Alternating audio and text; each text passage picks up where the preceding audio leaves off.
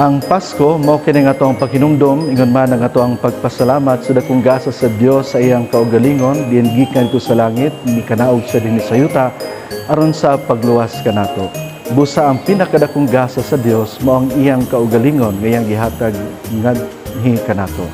Busa isip ato ang tubag dinhi nga gugma kita usab gitawag sa paghigugma ngadto sa uban sa paghatag sa atong atensyon ang atong pag-amuma labi na sa ngadto sa mga nanginahanglan. Tungkol kini nga mga sakripisyo mao kini ang pagsalamin sa gihimo nga sakripisyo, dakong sakripisyo sa atong Ginoong Jesucristo nga hikanato.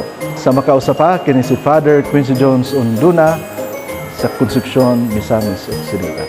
Busa alang kanatong tanan, malipayong Pasko, bulahang bag-ong tuig.